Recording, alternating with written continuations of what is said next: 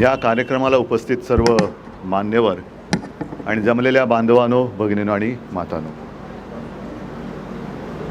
काही काही क्षण असे असतात की शब्द सुचत नाहीत, कारण तो सर्व काळ डोळ्यासमोर उभा राहतो आणि त्या काळामध्ये आपण जातो आणि मग शब्द सुचेनासे होतात. तसंच माझं आत्ता झालेलं आहे. एकनाथ, तुम्ही आपल्या ठाण्याच्या रिवाजाप्रमाणे आता शाल, गुच्छ वगैरे हा घेऊ, शाल आणि गुच्छ एक आपला रीतिरिवाज म्हणून दिलात आणि नकळत माझ्या मुखातून शब्द म्हटले, शाबास, नाव राखलत, निष्ठा राखलीत. ही चित्रपटाची झलक आहे आणि ती झलक बघत असताना शिवसेना म्हणजे काय आहे, शिवसैनिक म्हणजे काय आहे, नुसता एक कार्यकर्ता नाही तर गुरु आणि शिष्य असं हे नातं जपणारा जगातला एकमेव पक्ष असेल. आणि ही भावना असल्यामुळेच अनेकांनी आजपर्यंत अनेक प्रयत्न केले शिवसेना संपवण्याचा, पण ज्यांनी प्रयत्न केले त्यांना संपवून शिवसेना त्यांच्या पुढे गेली. आनंद दिघे, मी म्हटलं ना की ते सगळे दिवस आठवत आहेत. याच्यामध्ये एक तो बाळासाहेबांसोबतचा एक क्षण दाखवला. तो गुरुपौर्णिमा हा वेगळा भाग, पण थोडेसे त्यांच्यावरती रागावलेले आणि नेहमीच असायचं. आणि तीसुद्धा परंपरा ह्या ठाणेकरांनी राखलेली आहे. ती कशी, इकडे बसलेत बाकीचे पण ठाणेकर बसलेत. सकाळी 11ची वेळ दिली का किती वाजता येतील तेव्हा ते 11 वाजलेले असतात. आणि हे त्यावेळेला सुद्धा व्हायचं. बाळासाहेब, तुम्हाला कल्पना आहे, वेळेचे भोगते. वेळ म्हणजे वेळ, घड्याच्या काट्यावरती ठरलेल्या गोष्टी त्या झाल्याच पाहिजेत. आणि मग आनंद दिघेंना समजा सकाळची 11ची वेळ दिलेली असेल, 2 वाजेपर्यंत पत्ता नसायचा. मग 2 वाजता यायचे, तोपर्यंत बाळासाहेब चिडलेले असायचे. पण गंमत सांगतो, हा सगळा जो राग असायचा, दिघेसाहेब समोरून उभं राहायचे, असे एका अक्षराने बोलायचे नाही. समोर आल्यानंतर ते सगळं राग वाहून जायचा आणि ते प्रेम पाहायला मिळायचं.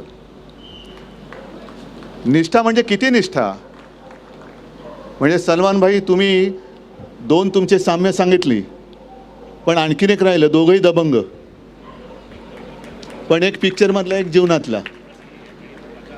हां हां ते त्यांना एक सांगितलेलं की ही म्हणजे ह्या सगळ्या भूमिका करायला खूप कठीण असतात. न्यायाशातला भाग नाही, पण प्रत्यक्ष जीवन तसं जगणं. म्हणजे आत्ता एक पिक्चर बघितला ना, ते आपल्या कुठली अंगाराजी तिने करून दाखवलं, झुकेगा नाही. तसे सगळे शिवसैनिक, आनंद दिघेसुद्धा झुकेगा नाही, हिम्मत येतो, आओ, हिम्मत असेल तर टक्कर दे, बघतो तू राहशील ना तर मी राहीन. आणि ही सगळी लाख मोलापेक्षाही मौल्यवान माणसं, साथी, सोबती त्यावेळेला शिवसेना प्रमुखांना मिळाली. त्यांच्या मुशीतनं तयार झालेले सगळे शिवसैनिक माझे सोबती म्हणून मला लाभले. या पलीकडे भाग्य ते आणखीन काय असायला लागतं. एक आठवण सांगतो की एकदा त्यावेळेला मी कल्याण डोंबिवलीला गेलो होतो. संध्याकाळची वेळ होती आणि कल्याण डोंबिवलीकर सगळे शिवसैनिक जमले होते. आज दिघेसाहेबांनी बोलवले. म्हटलं मग अरे जा ना, किती वेळ वाजले. नाही साहेब, आमची ठाण्याची भेट म्हणजे कशी असते, शेवटची ट्रेन पकडून जायचं आणि पहिली ट्रेन पकडून यायचं. मग नाही, ते रात्री 2 वाजता 3 वाजता भेटतात म्हणे आणि आमचे सगळं ते ऐकून घेतात. म्हणजे मला कळत नाही की समजा कल्याण डोंबिवलीकरांना एक वेळ एका दिवशी दिली, एका रात्री, दिवसा हा शब्द चुकीचा आहे, रात्री, तर दुसऱ्या दिवशी दुसऱ्या रात्री दुसरी लोक. म्हणजे हा माणूस झोपायचा कधी, हा झोपायचा कधी. बरं, आपल्यातनं गेले त्यावेळेला त्यांचं वय होतं मला वाटतं 50. पण जर दिवस रात्रीचा हिशोब केला तर हा माणूस 100 वर्ष जगला. आणि नुसताच जगला नाही तर अनेकांना त्यांनी जगवलं, जोपासलं.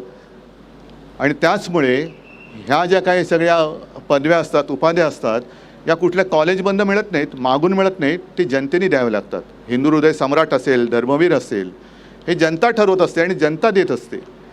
आणि या पिक्चरचं जे नाव आहे धर्मवीर मुक्काम पोस्ट ठाणे, त्याच्या पुढे आणखीन पाहिजे ठाणेकरांचं हृदय.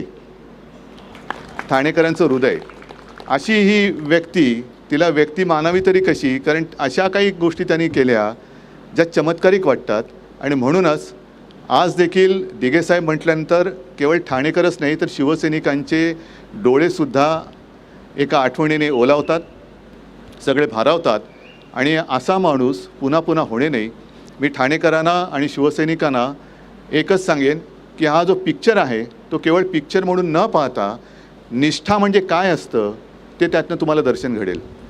निष्ठा म्हणजे काय असतं, काय त्यांनी शिवसेना प्रमुखांकडे आयुष्यभरात काय मागितलं, काय निवडणुकीचं तिकीट मागितलं नाही. अनेक जसं शिवसेना प्रमुखांनी माणसं घडवली तसंच आनंद दिघेजींनी सुद्धा एक एक कडवट कट्टर शिवसैनिक म्हणजे कापला गेला तरी फुटणार नाही अशी जी निष्ठा या सगळ्यांच्या धमन्यामध्ये भरली.